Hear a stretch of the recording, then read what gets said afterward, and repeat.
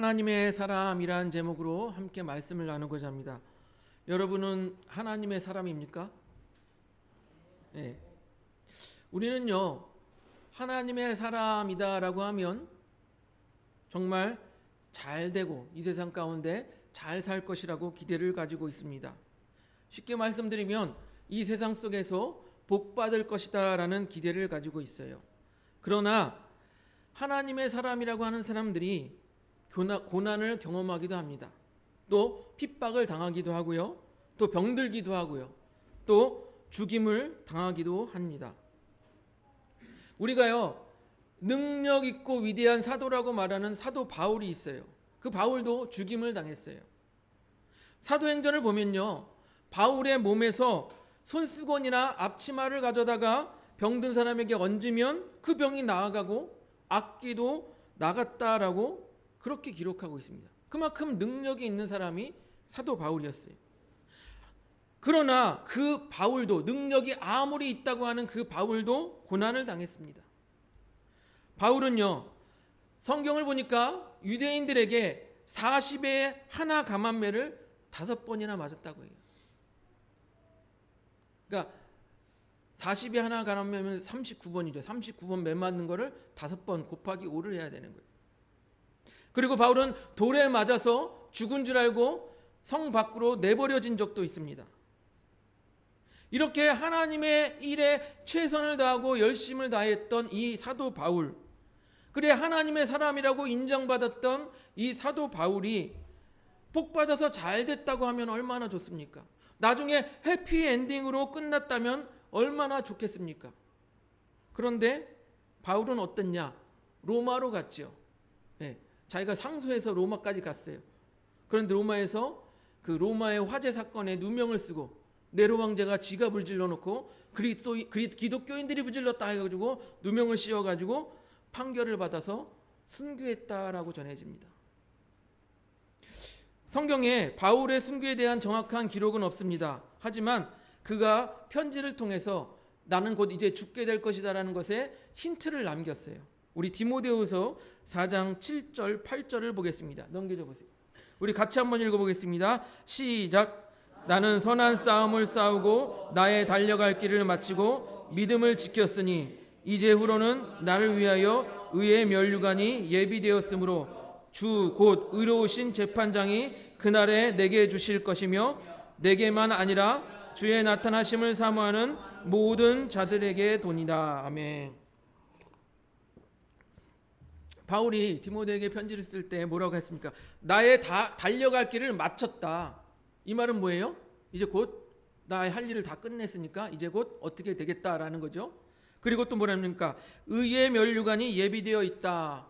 우리가 의의 면류관이 예비되어 있다. 그러면 이제 우리가 사후에 의의 면류관을 생각을 하죠.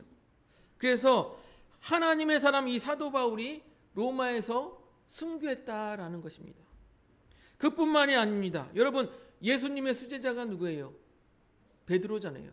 베드로 역시 로마에서 십자가에 거꾸로 매달려 순교했다라고 전해집니다. 또 세베대의 아들 야고보도 복음을 전하다가 돌에 맞아 죽었다고 합니다. 빌립도 몹시 채찍을 맞은 후에 십자가 위에서 처형당했다라고 합니다. 마태는 에디오피아에 선교하다가 창에 찔려 죽었다고 합니다. 마띠아, 그 가론 유다가 죽어서 대신에 마띠아가 사도로 뽑혔죠. 마띠아는 예루살렘에서 복음을 전하다가 돌에 맞고 목이 베어 죽임을 당했다고 합니다. 베드로의 형제 안드레는 아시아의 여러 나라에 복음을 전하다가 십자가에 달려 죽었다고 합니다. 마가는 우상을 섬기는 자들에게 칼날로 온몸이 찢겨 죽었다고 합니다. 도마는 선교하다가 창이 몸에 관통하여 죽었다라고 합니다. 여러분, 더 이상 무슨 말이 필요하겠습니까? 하나님의 사람들이 이 땅에서 복을 받고 잘 살았으면 좋겠는데 왜 이렇게 고난을 당하고 죽임을 당하는 것일까요? 우리는 예수님의 말씀을 통해서도 힌트를 얻을 수 있죠. 뭐라고 말씀하셨습니까? 나를 따르려거든 자신을 부인하고 자기 십자가를 지고 나를 따를 것이니라 라고 말씀하셨죠. 자기 십자가를 지라고 하셨어요. 또 사도 바울도 뭐라고 말했습니까? 예수님과 함께 영광을 받기 위하여 고난도 함께 받아야 할지니라 라고 말했어요. 그럼에도 불구하고 우리들은 어떠한 생각을 가질 수 있습니까? 이거 너무한 거 아니야 이거? 예수 믿으면 복 받을 줄 알았더니 맨날 고난이고 맨날 죽음이래. 너무한 거 아니야? 이렇게 생각할 수 있습니다. 그런데 그것은 그 옛날 신앙의 선배들뿐만 아니라 지금 가까이 우리나라에서도 있었던 일들입니다. 여러분, 우리가 보았던 거 있죠. 문준경 전사님 6.25 때 복음을 전하다가 뭐라고 죽었습니까? 얘는 그리스도인을 낳는 암탉이다. 그래서 북한군에게 무참히 살해를 당한 것이 바로 문준경 전사님이에요. 작년에 우리가 순교지 순례를 했죠. 거기서 보시기 바랍니다. 수많은 사람들이 6.25 때 또 일제시대에 예수를 믿는다는 이유만으로 죽임을 당했다라는 것입니다. 여러분, 예수 믿고 복 받고 잘 살면 좋겠는데 왜 이렇게 고난이 따르고 심지어는 죽기까지 해야 하냐 말입니다. 예. 그것은요, 바로 가장 귀한 것을 지키기 위해서입니다. 가장 귀한 것을 지키기 위해서예요. 일제시대에 왜 많은 사람이 그렇게 죽임을 당하기까지 독립을 외쳤습니까? 또 6.25 때 왜 이렇게 많은 사람들이 나라와 자유를 위해서 그렇게 전쟁터에 나가서 싸우다 죽임을 당했습니까? 그들에게 가장 귀한 것을 지키기 위해서 아니겠습니까? 나라를 지키기 위해서 그렇게 한 것 아니겠습니까? 그렇다면 우리 그리스도인들에게, 우리 하나님의 사람들에게 가장 귀한 것이 무엇입니까? 가장 귀한 것이 무엇입니까? 하나님의 말씀? 하나님의 뜻? 복음? 하나님의 나라? 우리가 믿는 이 믿음 아니겠습니까? 이 믿음을 지키기 위하여 많은 그리스도인의 선배들이 그렇게 죽임까지 당하는 고통을 당했더라는 것입니다. 마태복음 13장 44절을 보니까요. 넘겨줘 보세요. 같이 한번 읽어보겠습니다. 13장 44절 시작. 천국은 마치 밭에 감추인 보화와 같으니 사람이 이를 발견한 후 숨겨두고 기뻐하며 돌아가서 자기의 소유를 다 팔아 그 밭을 사느니라.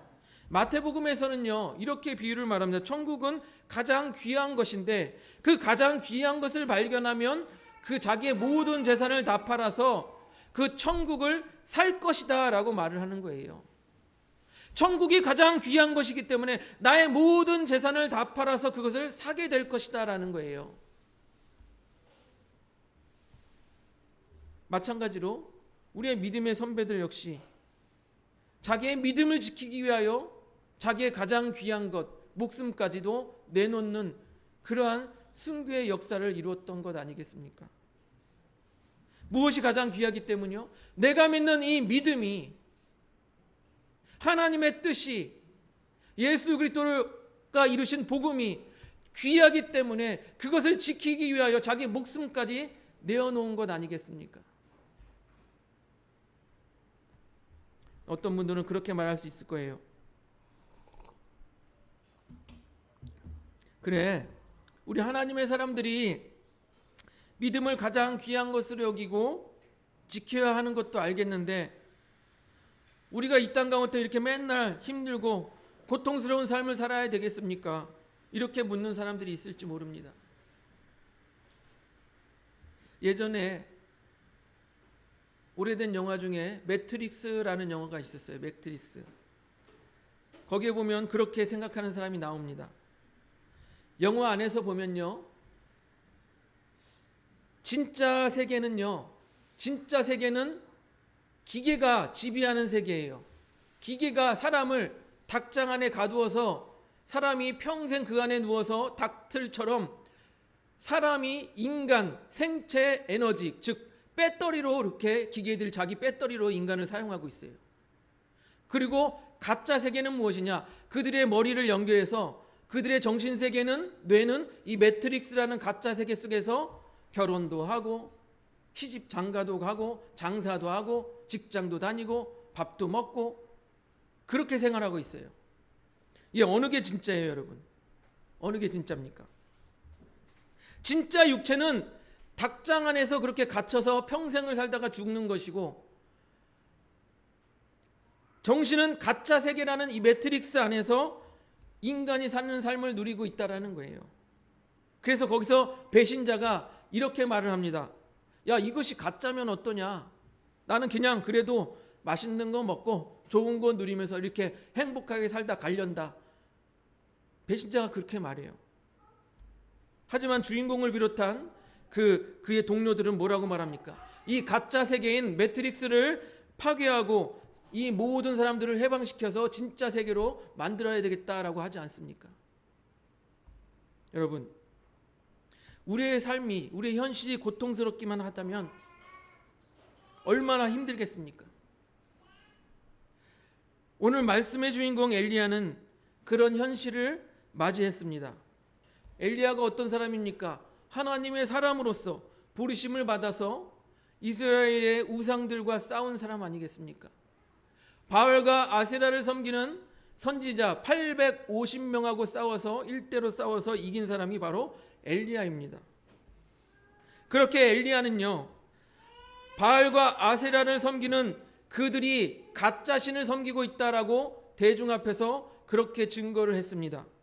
그리고 우리가 믿는 하나님이, 내가 믿는 하나님이 진짜 신이다라고 이렇게 증명을 했습니다. 그리고 나서 어떻게 했습니까?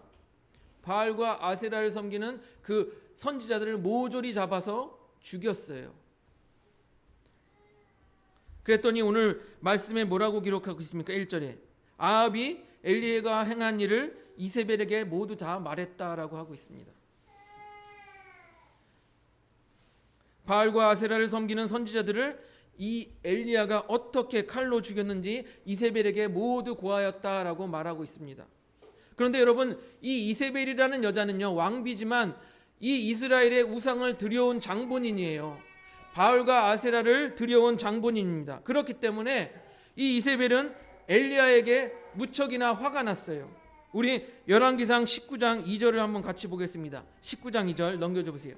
같이 읽습니다. 시작. 이세벨이 사신을 엘리야에게 보내어 이르되 내가 내일 이맘때 반드시 내 생명을 저 사람들 중 한 사람의 생명과 같게 하리라. 그렇게 하지 아니하면 신들이 내게 벌 위에 벌을 내림이 마땅하니라 한지라. 이 말은 무엇이냐면 이세벨은 어쩌면 왕보다 더 위에 있을지 모르겠습니다. 이세벨이 엘리야를 죽이겠다고 공언하는 장면이에요. 여러분, 그러니 엘리야가 얼마나 두렵겠습니까? 왕보다 더 높이 있는 것 같은, 왕 위에 군림하는 것 같은 저 왕비 이세벨이 나를 죽이겠다고 하니 얼마나 두렵겠습니까?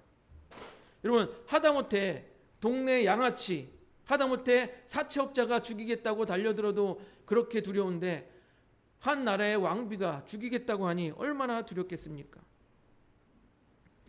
그래서 엘리야는 도망을 하게 됩니다. 열왕기상 19장 3절을 보겠습니다. 넘겨줘 보세요. 19장 3절 같이 읽습니다. 시작. 그가 이 형편을 보고 일어나 자기의 생명을 위해 도망하여 유다에 속한 부엘세바에 이르러 자기의 사환을 그곳에 머물게 하고, 엘리야는 자기가 처해진 이 상황이 너무나도 두려웠습니다. 그래서 자기의 생명을 구하고자 도망한 거예요. 자기의 사환, 종이죠. 그도 데리고 갈 수 없을 만큼 다급했던 것입니다. 그래서 엘리야는 죽음을 피하여 광야로 도망합니다. 그리고 그곳에서 두려움에 휩싸여서 이렇게 말을 합니다. 차라리 죽는 것이 낫겠다라고 말을 합니다.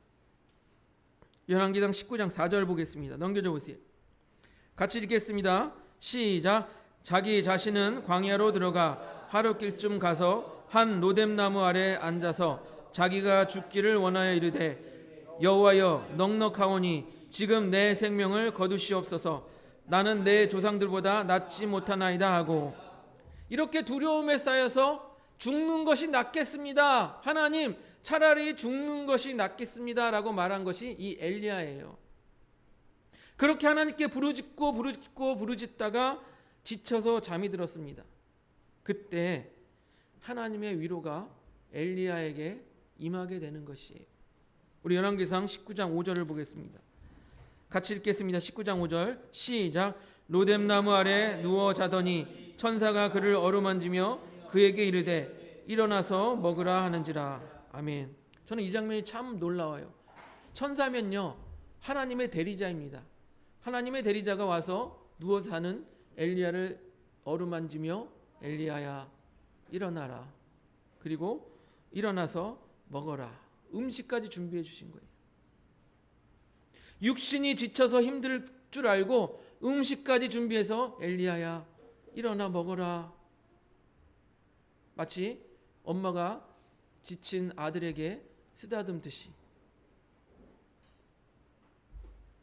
근데 그런 하나님의 위로가 한 번으로 끝난 것이 아닙니다. 엘리야가요 숯불에 구운 떡과 물을 마시고 다시 잠들었을 때 또 다시 찾아왔어요. 7절 보겠습니다. 19장 7절. 19장 7절 보겠습니다. 시작. 여호와의 천사가 또 다시 와서 어루만지며 이르되 일어나 먹으라. 내가 갈 길을 다 가지 못할까 하노라 하는지라. 네. 즉 하나님의 위로가 언제까지 있었냐면 그가 회복할 때까지 있었다라는 것입니다. 그리고 뭐라고 말합니까? 내가 갈 길을 다 가지 못할까 하노라. 여러분 하나님은 우리에게 사명을 맡기시고 그대로 내버려 두지 않는다는 거야. 네 마음대로 해라. 네가 하든지 말든지 내버려 두지 않는다라는 것입니다. 어떻게 하십니까? 끝까지 그 길을 가게 하기 위해서 하나님께서 함께 하신다라는 거예요. 위로하신다라는 것입니다. 이와 동일하게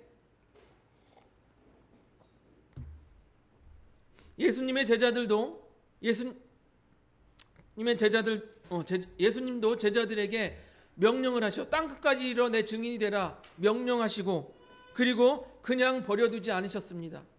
우리 한번 볼까요? 마태복음 28장 19절 20절 넘겨줘 보세요.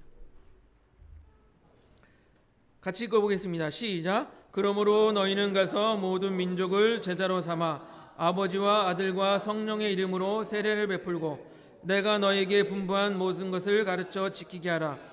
볼지어다 내가 세상 끝날까지 너희와 항상 함께 있으리라. 제자들에게 땅끝까지 가서 복음을 전하라. 모든 족속에게 복음을 전하라 라고 사명을 주신 후에 뭐라고 말씀하십니까? 내가 땅끝까지 세상 끝날까지 너희와 항상 함께 있으리라.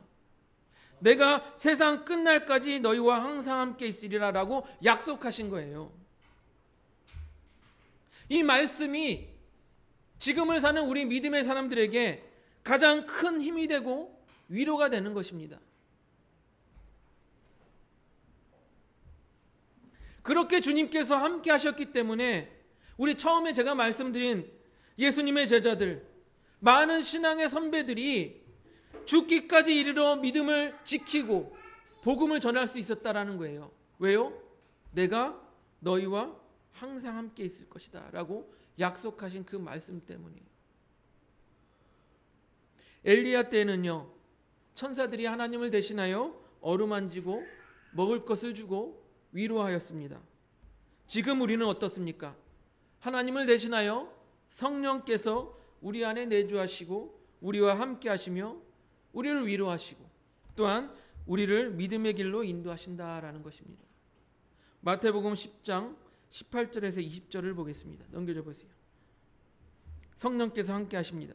같이 읽어보겠습니다. 시작.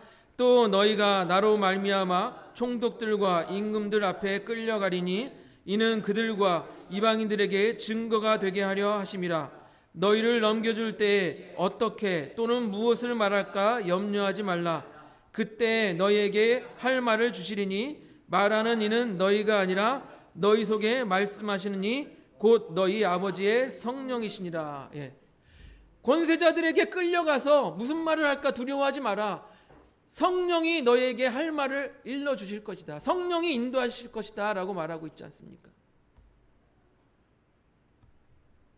이렇게 예수님께서는요 성령을 통하여 내가 세상 끝날까지 너희와 항상 함께 있으리라고 하신 말씀을 약속을 이루시는 거예요. 성령을 통해서, 우리와 함께 하시는 성령을 통해서. 사랑하는 성도 여러분, 우리는요 하나님의 사람이라고 하면 일이 잘 풀리고 고통이 없고 건강할 것이라고 생각합니다. 하지만 그것은 우리의 생각이에요. 우리의 생각.